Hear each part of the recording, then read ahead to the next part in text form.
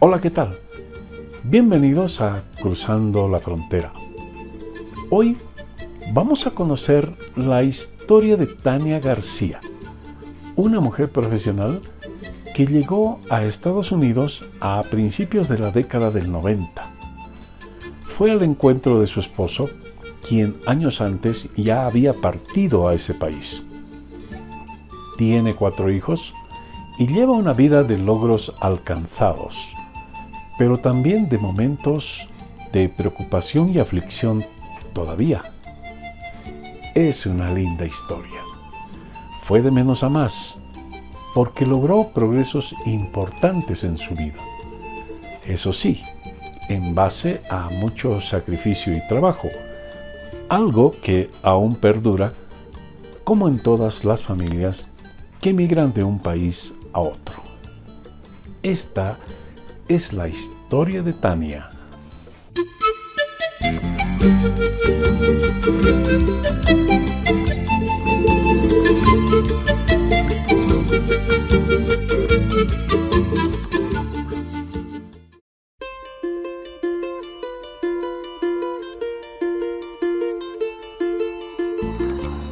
Mira, yo he tomado el camino de la inmigración en los años 90, 91.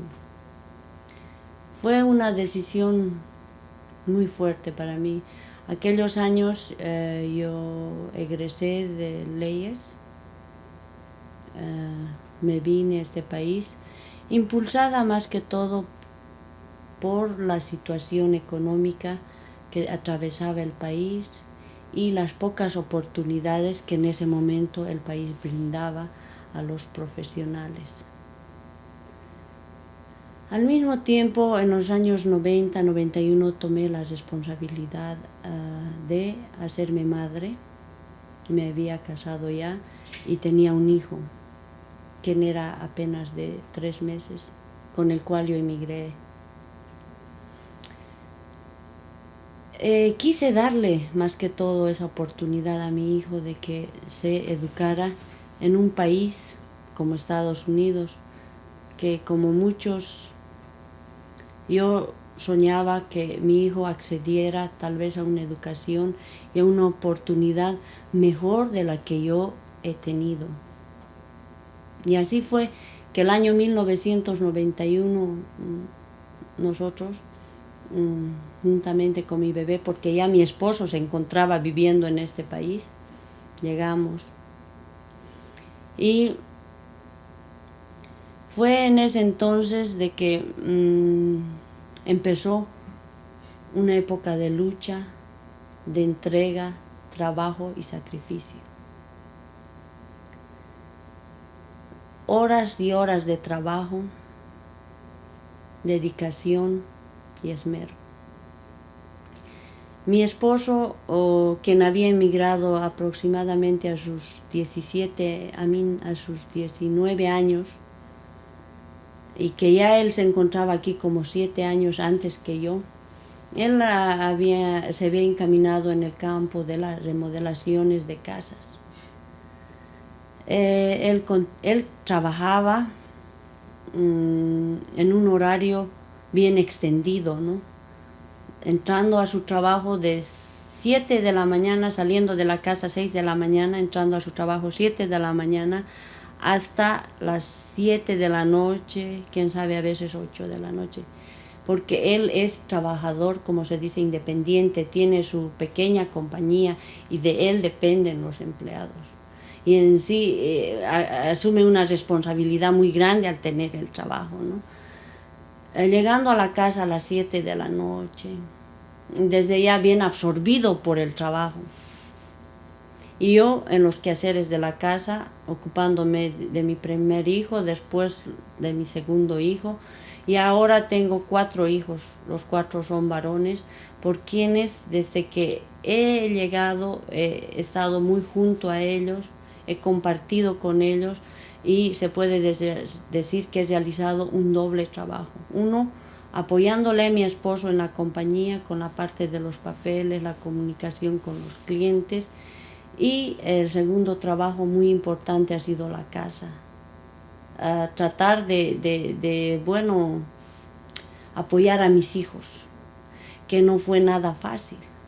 Primeramente, el problema cultural, las costumbres que son totalmente diferentes en este país, el idioma, una barrera muy grande que tuvimos que atravesar y que actualmente estamos atravesando, y la reducida oportunidad que hay para el inmigrante en este país. O sea, uno que llega tal vez en aquellos años, ahora pese que no haya esa posibilidad, aquellos años llegaba, uno podía acomodarse en un trabajo y bueno, trabajar, ahorrarse un poco y allí, ¿no? Pero la oportunidad, digamos, de entrar, insertarse a la sociedad, querer el niño que tenga la misma oportunidad que tiene el que vive más años en este país, el que ha emigrado hace años atrás. Yo digo eso, pero me refiero a que este país es país de inmigrantes,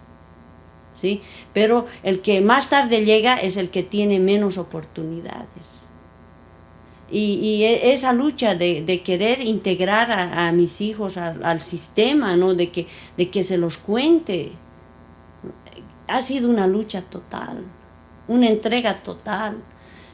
Con decirte que yo, hablando en mi caso particular, ¿no?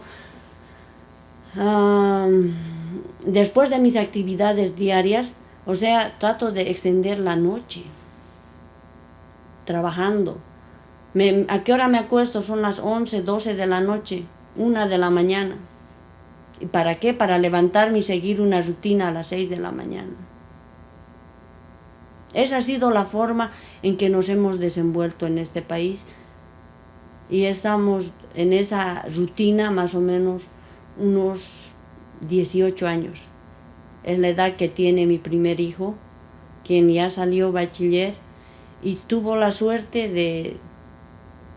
Yo digo esa suerte, ¿no? Porque él ha ingresado a la universidad, está en una carrera científica, ingresó a la Universidad de Pensilvania, agarrando una beca del gobierno, de lo cual me siento muy contenta porque prácticamente el objetivo con el que hemos inmigrado se diría que bueno, ha dado frutos, ¿no? Ahora el proceso ya, la lucha es también para él, ¿no? El mantenerse en la universidad y cumplir el sueño ya particular de él. Entonces, yo te puedo decir que, y confirmar lo que te dije al principio, ser inmigrante, ser hijo de inmigrante significa mucho sacrificio y entrega total.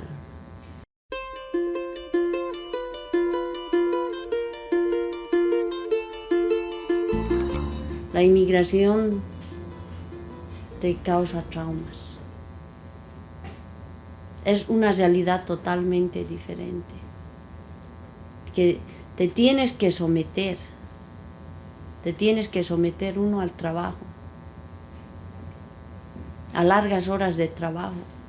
En mi caso, bueno, yo he tenido la dicha de que mi esposo había emigrado años atrás, quien se puede decir que él ya pagó parte del precio de lo que significa la inmigración, ¿no?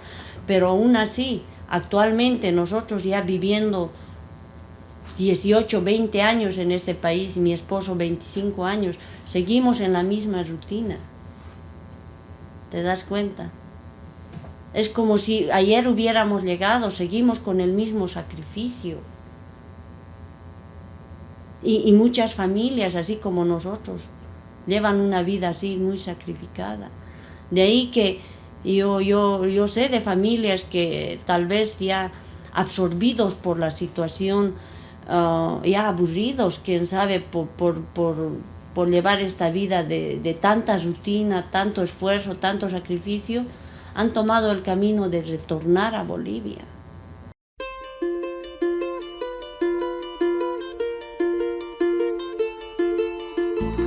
A pesar de haber tomado clases en mi país, en nuestro país, en Bolivia, a pesar de haber tomado clases de inglés, pero bueno, allí lo que uno lleva es básico, lo más básico, y ya estando en esta realidad ya es diferente. O sea, el idioma es una traba que uno tiene que vencer, ¿no?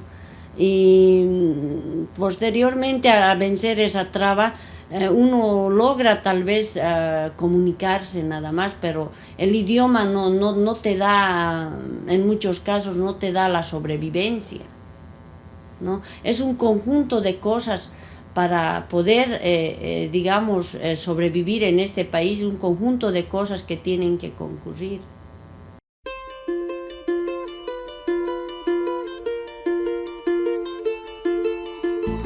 Sí, es una pregunta bien interesante. Yo te voy a decir, a pesar de haber vivido tantos años, yo me siento tal vez más lejos de la patria, pero más boliviana que nunca. Extraño mucho.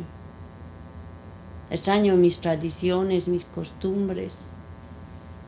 Es bien difícil olvidarse del origen. He leído un libro que dice aquel autor indica de que el origen a uno le sigue hasta que muere. Y yo en mi caso puedo verificar eso. Y tengo una constante comunicación con mis hijos, tratando de a ellos incentivarles para que no pierdan nuestras raíces. Y como vas a poder observar en la casa, tengo muchos recuerdos de Bolivia. Tengo adornos, muchas cosas de Bolivia, inclusive el mismo diseño que hicimos en la casa, he traído de Bolivia. Y también puedo indicarte de que tenemos 3 compañeros, perritos, pets que llaman aquí. Ellos vinieron, los traje desde La Paz, les compré en una feria del Alto, les adopté. ¿Sí? Uno se llama Raimi, el segundo se llama Guaraguara y el tercero se llama Curvi.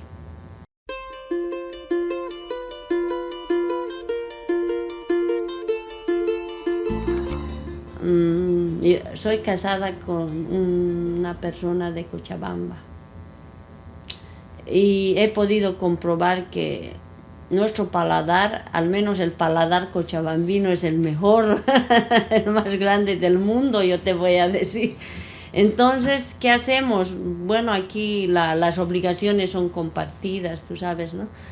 Mi esposo a mí me dio muchas recetas para sacar ese gusto, ¿no? Boliviano, latino, que se dice.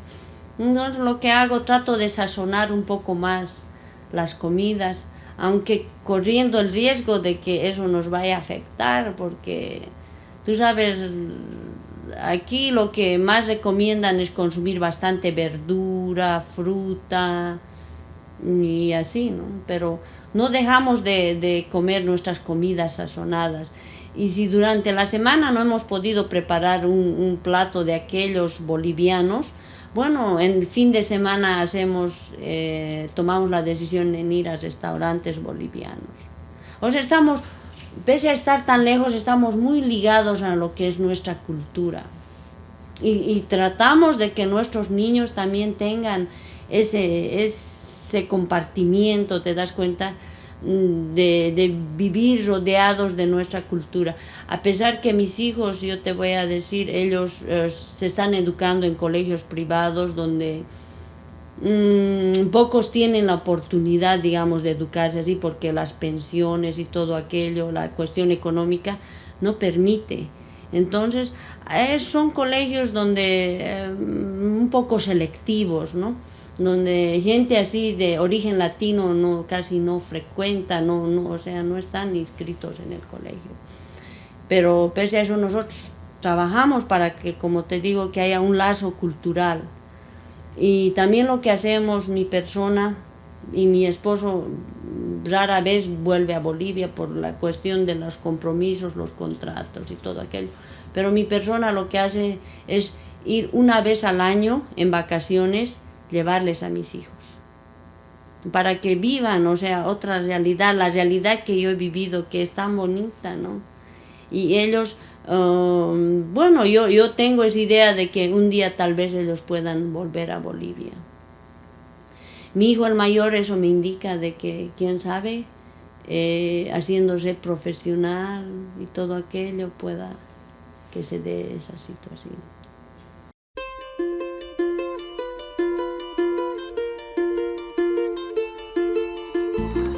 Mira, yo una vez tuve la oportunidad de asistir a un festival boliviano. Se lleva a cabo me parece, de aquí a unas cuantas millas, pero el centro de esto es de que allí diferentes comparsas se presentan como tipo entrada más o menos, una entrada pequeña como sería la entrada del Gran Poder, el Carnaval de Oruro, así, diferentes danzas que identifican a Bolivia, ¿no? No te diré danzas autóctonas que muy poco se ven, pero danzas como la morenada, los caporales, así, se ven bastante.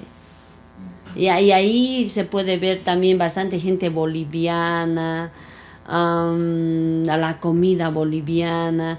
Y yo te voy a decir, aquí hay por ejemplo una agencia que exporta desde Bolivia productos bolivianos como ser el chuño, la tunta, maíz, así productos que yo te voy a decir cuestan, si hablamos en términos monetarios, es caro.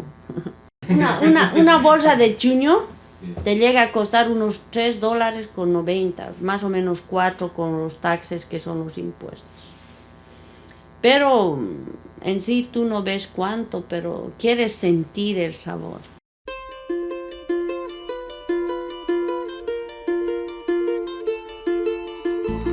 Hablar de ese punto es un poco crucial, yo te voy a decir.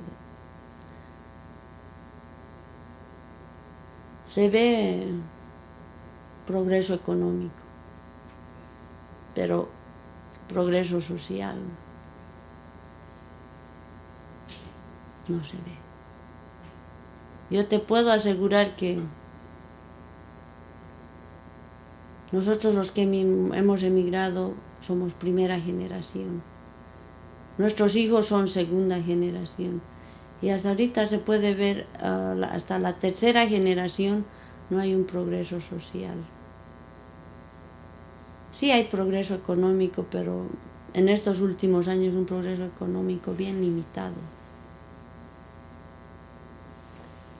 Hay mucha gente así que posiblemente era mejor quedarse en el país a que emigrar y venir a sacrificarse y tal vez para perder a los hijos. Porque la entrega, como te dije en un principio, es total. En muchos casos, o sea, en el 90% papá y mamá trabajan fuera de la casa. Por ley no puedes dejar a tu hijo en la casa, entonces tienes que llevarlo a una guardería. Al llevarlo a una guardería o un cuidado de niños, estás exponiéndolo a tus hijos que, o sea, estén al margen de una educación que tú querrías darle. No existe ese contacto entre padre e hijo mucho en este país. O sea, la familia, el vínculo familiar está totalmente deteriorado. Es porque el sistema, o sea, la forma de vida del inmigrante no le permite. En mi caso, ponte, mi esposo solamente trabaja de lunes a sábado. Hay otros casos que ambos trabajan así. Y de ahí que si tú tienes la oportunidad, que lo que yo te recomendaría, ir a ver a corte o si no a las celdas, hay bastantes hijos de bolivianos que lastimosamente han sido llevados a corte y han recibido sentencias de 8, 10 años, 12 años. Mira, yo tengo la dicha de pertenecer a un grupo que se llama Jóvenes Antes de Corte. Allí en ese grupo conversamos con las mamás cuyos hijos están en problemas así, hijos menores de 18 años, ¿no? Y ellos, su realidad es bien triste. Han cometido errores por falta de orientación de los padres, porque los padres se han visto imposibilitados de compartir con los hijos.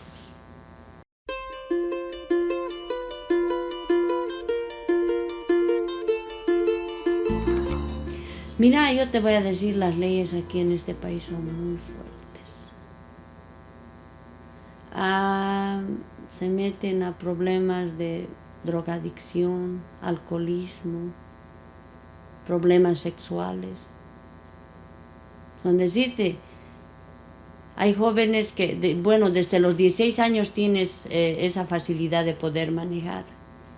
Y el acceso a tener un auto lo tienen. Los papás trabajan, pueden. Aquí auto es normal, es como tener un teléfono en Bolivia, ¿me entiendes?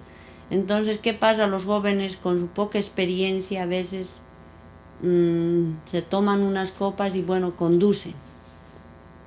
Es un delito, y es un delito sancionado con 2, 3 años de cárcel, creo. Si es que no has causado daños bajo efectos del alcohol, pero si has causado daños materiales o personales, ya puedes tener una sentencia de 20 y quién sabe cuántos años. Hay casos bien tristes, acosos sexuales. La realidad es bien triste.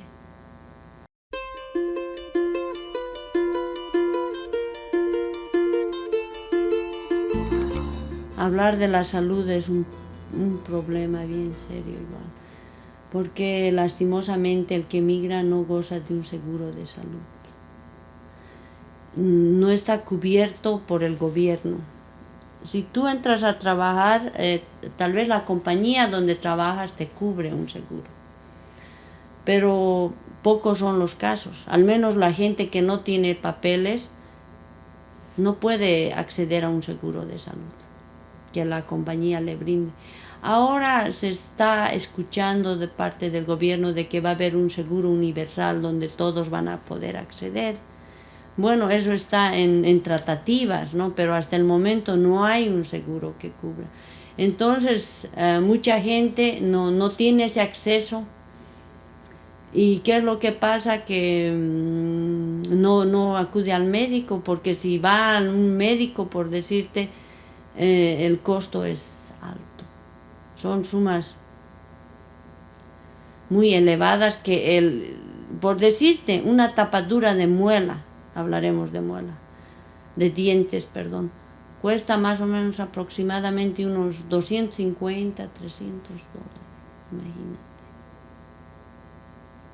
Y hablando de otro, por decirte, otro malestar, ¿cuánto puede costar una cirugía? Es algo tremendo. Y mucha gente que, por ejemplo, en mi caso, yo tengo un seguro, pero es un seguro bien restringido.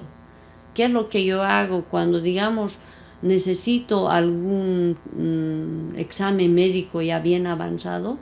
Lo que yo hago es ir a Bolivia, ¿te das cuenta? En Bolivia me hago hacer todo el tratamiento, obtengo resultados, todo eso.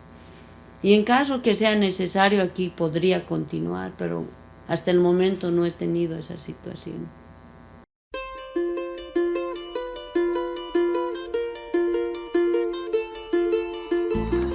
Muchos vienen con el sueño americano, ¿no? Venimos con ese sueño, pero para algunos se cumple, para otros no. En estos momentos, en el pasado también ha sido difícil obtener la residencia, o sea, obtener los papeles legales. La residencia es un paso a la ciudadanía, ¿no? En estos momentos pareciera que las puertas se les cerraron a las personas que no tienen papeles, ¿no?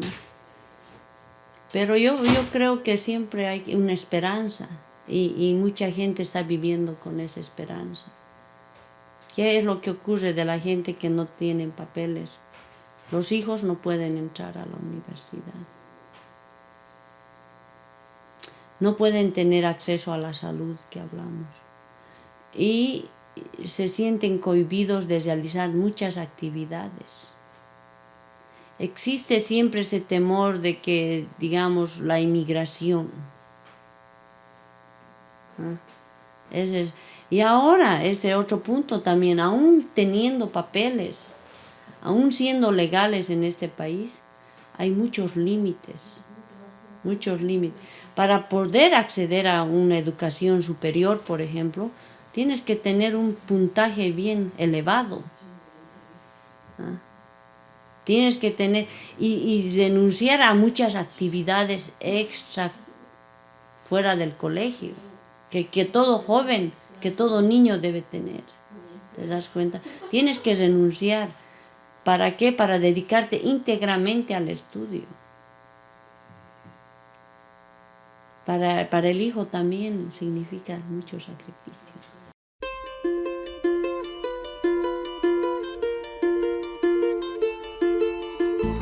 Yo cuando hice mi licenciatura en Derecho, el tema que he planteado es el éxodo de bolivianos a los Estados Unidos.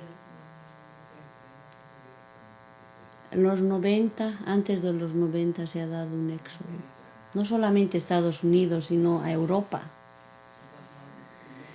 Y tras el análisis, tras la experiencia, yo te digo que sí. El que emigra, sabes que emigra con un sueño, pero el precio de ese sueño es la destrucción de la familia. La familia queda destruida, tanto la familia que emigra o si la familia se queda allí en nuestra patria, se destruye. Se destruye el vínculo familiar. ¿Te das cuenta? Y al destruirse la familia se destruye, afecta al país. Está perdiendo el país. Yo pienso que el mayor efecto no solamente es en la familia, sino en el país, a causa de la inmigración. Por todo eso yo te digo que para inmigrar hay que pensar, hay que analizar, y si alguien quiere tomar ese camino de la inmigración, que tome, pero que tenga en cuenta estas limitaciones actuales que hay, y que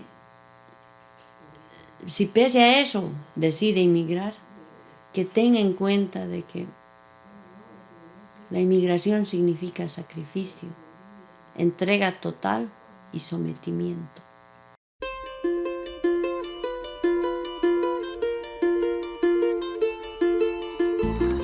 ¿Sabes qué? Yo te voy a decir esto, a mí me gusta leer bastante y he leído sobre la historia parte de la historia de la inmigración en Estados Unidos. Mira, como te dije en un principio, este país es de inmigrantes. Y en cada época ha habido una inmigración afectada.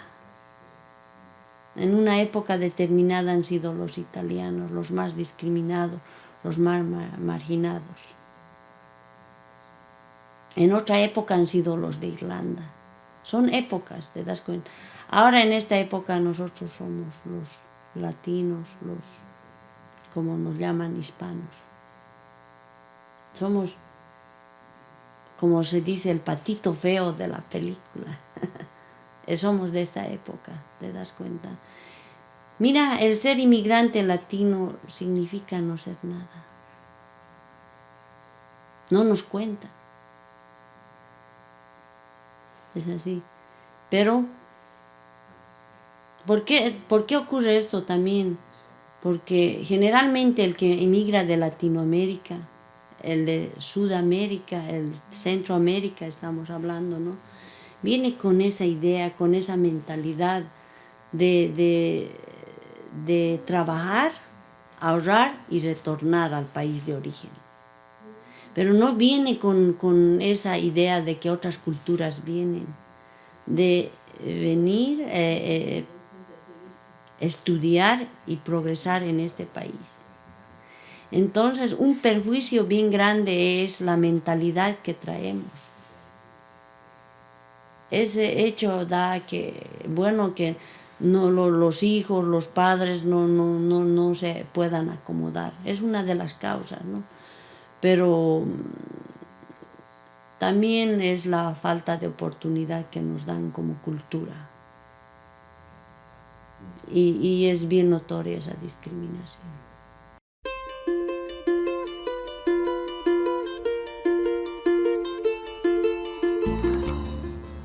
No sé exactamente cómo decirte, pero como bolivianos yo pienso que tienen un alto concepto de nosotros.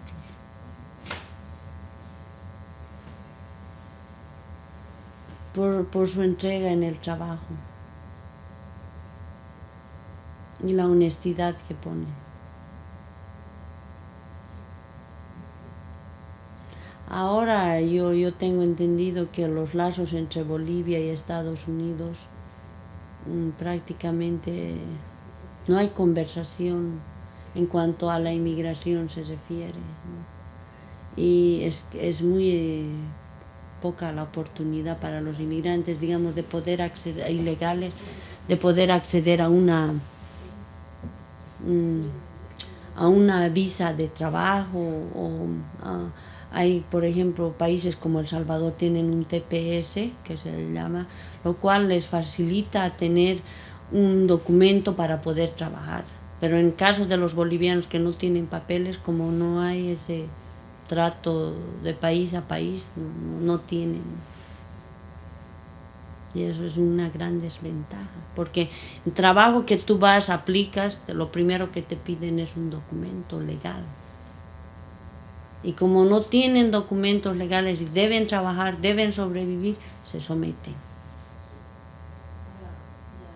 A veces lo que la persona gana siendo ilegal es mínimo y no le alcanza ni para sobrevivir. De ahí que también muchas familias han decidido retornar.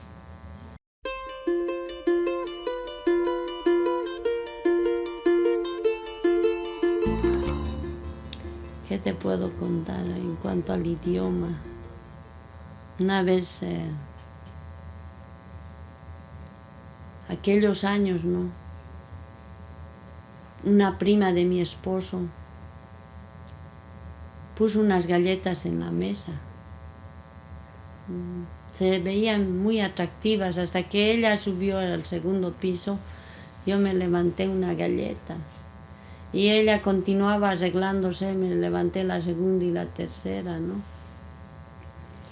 Y cuando volvió le dije, mira, vas a disculpar, le dije, pero tus galletas estaban muy atractivas y me las serví. Me dicen, no te creo, ¿cómo no has podido leer la caja que estaba ahí cerca? Era de mi perrito, me dijo. Así pero desde ya te digo, era muy rica.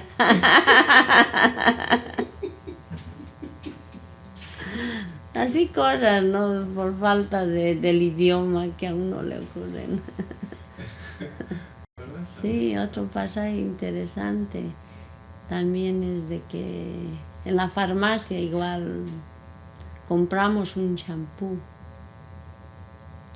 Y yo me lavé todo eso. Me duché, perdón, entonces. Al poco tiempo descubrí que aquel champú no era para personas, sino eran para perritos igual. Así cosas, ¿no? Que uno se recuerda.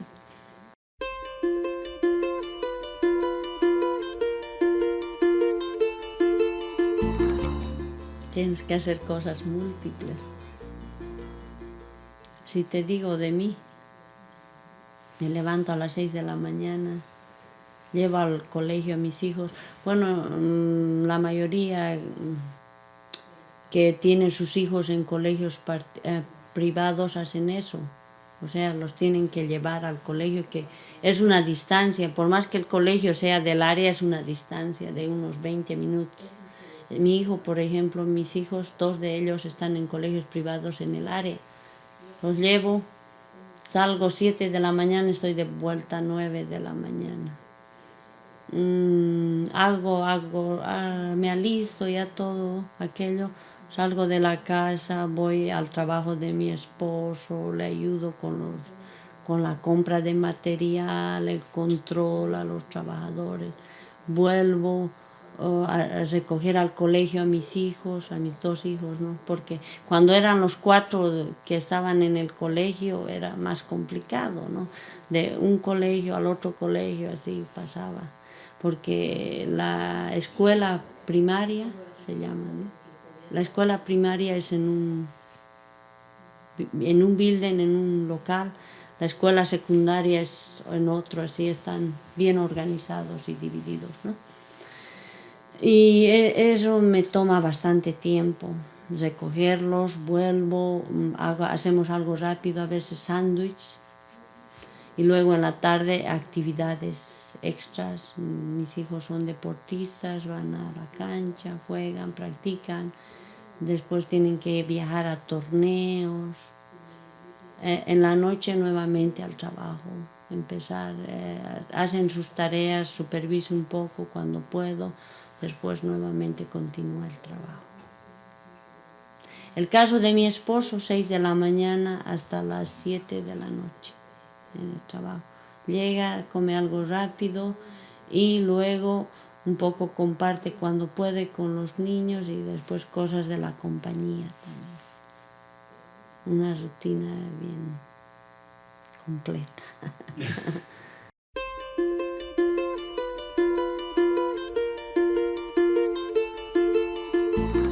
Sí, se puede decir que en este país uno padece de estrés. El estrés es algo muy común. O sea, te hablan inclusive más normal que la gripe. Ir al psicólogo, ir a un sociólogo es como una visita rutinaria, se puede decir. Sí. Y si digamos, tal vez yo me siento un poco relajada, no te diré el 100%, a pesar de tener 4 niños y otros 3 adoptivos, te hablo de mis perritos, que son como niños, los tengo que sacar a pasear, llevarles al peluquero y limpiarles los dientes. Es un trabajo extra que tengo, ¿no? A pesar de eso, si me siento un poco relajada es porque, digamos, trato de someterme a terapias naturales como la acupuntura, el sauna, la piscina, gimnasio, así. Lo cual me ayuda a contrarrestar la forma de vida agitada que llevo en este país.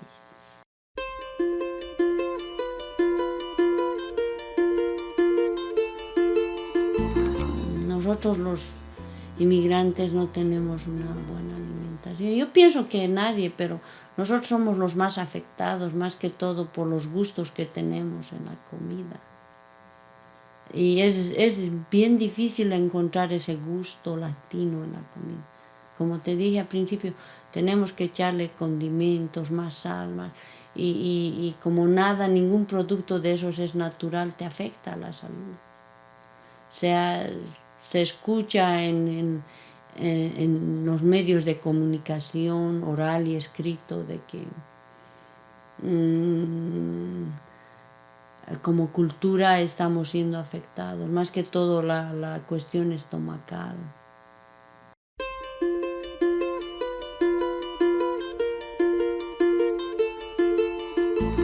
Sí, bueno, mandar saludos. Primeramente agradecerte a ti por la entrevista.